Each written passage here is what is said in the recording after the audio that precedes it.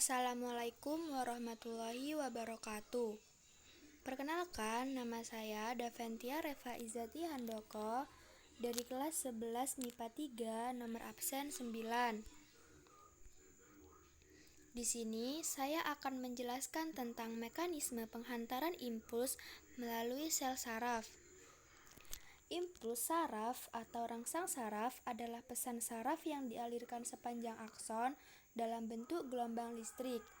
Jika sebuah saraf tidak menghantarkan impuls, maka serabut saraf tersebut dalam keadaan istirahat.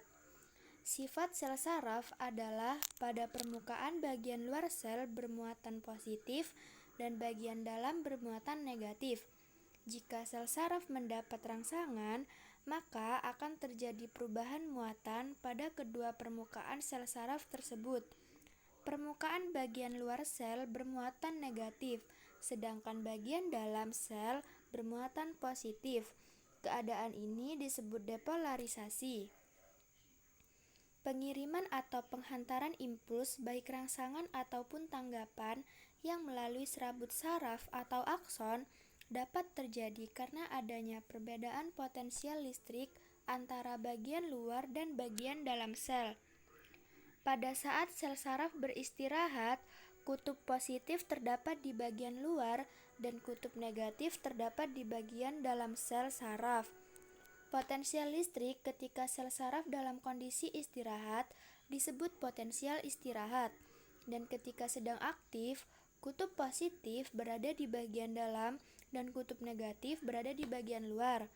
Potensial listrik ketika sel saraf sedang aktif disebut potensial aktif. Rangsangan atau stimulus pada indera menyebabkan terjadinya perubahan kutub potensial listrik sesaat. Perubahan potensial atau depolarisasi terjadi berurutan sepanjang serabut saraf. Depolarisasi menyebabkan bagian luar sel bermuatan negatif, sedangkan bagian dalam sel bermuatan positif.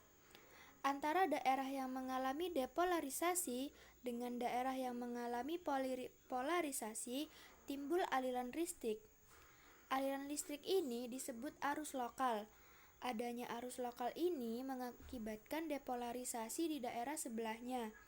Kemudian diikuti arus lokal dan depolarisasi di daerah sebelahnya lagi.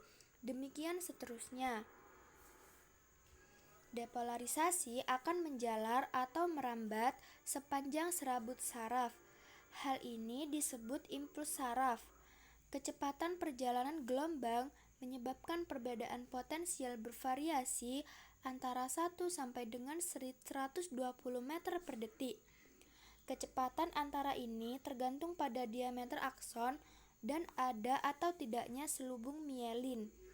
Ketika impuls telah lewat, maka untuk sementara serabut saraf tidak dapat dilalui oleh impuls.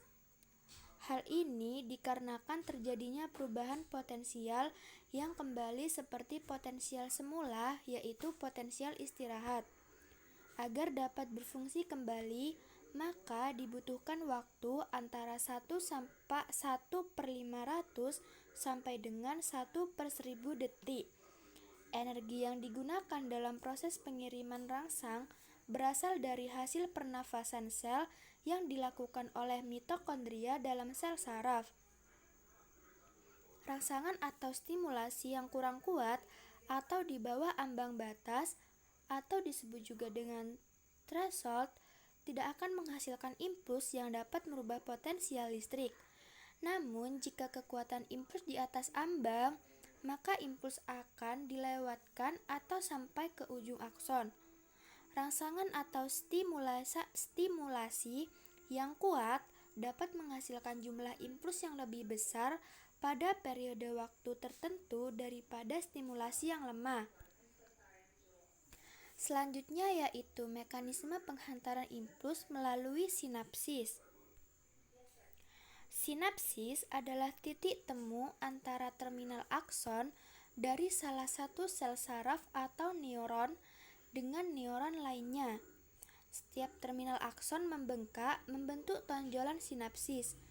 Di dalam sitoplasma, Tonjolan sinapsis memiliki struktur yang merupakan kumpulan membran kecil yang berisi neurotransmitter dan disebut dengan vesikula sinapsis. Neuron yang berakhir pada tonjolan sinapsis disebut neuron prasinapsis. Membran ujung dendrit dari sel berikutnya yang membentuk sinapsis disebut postsinapsis. Setelah impuls sampai pada ujung neuron, maka vesikula bergerak dan melebur dengan membran prasinapsis. Vesikula akan melepaskan neurotransmitter berupa asetilkolin. Neurotransmitter adalah suatu zat kimia yang dapat melewatkan impuls dari neuron prasinapsis ke postsinapsis.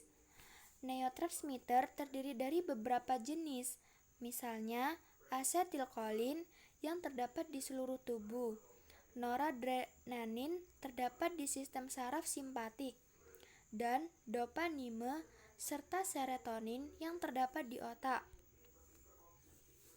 Kemudian, asetilkolin akan berdifusi melewati celah sinapsis dan menempel pada reseptor di membran postsinapsis. Akibatnya, menempelnya asetilkolin pada reseptor akan menimbulkan impuls pada sel saraf berikutnya.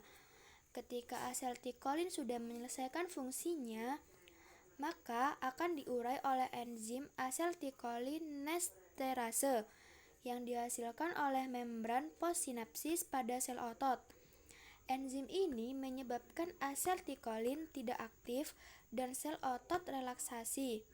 Sel otot akan berinteraksi kembali jika asetilkolin dilepaskan kembali oleh akson. Sekian, terima kasih. Kurang lebihnya mohon maaf apabila penjelasan saya kurang jelas. Wassalamualaikum warahmatullahi wabarakatuh.